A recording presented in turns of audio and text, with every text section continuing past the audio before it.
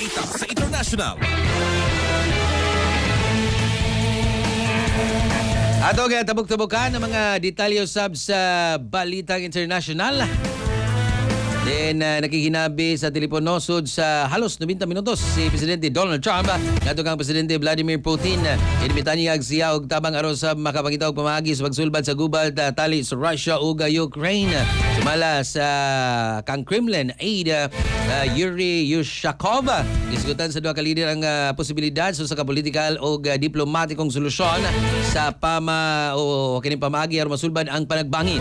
Samtang nagigpulong usab si Trump kang Presidente Volodymyr Zelensky. Pareho sab nga gi-insister sa Russia nga ang bisan unsang kasabutan kinahanglan maglakip sa pag-angkon ini sa Donbas region apan gisupak kini sa Ukraine. Kasikas Express Balita. Cellphone Plus Gold. Mapalit sa mga butika sa inyong lugar.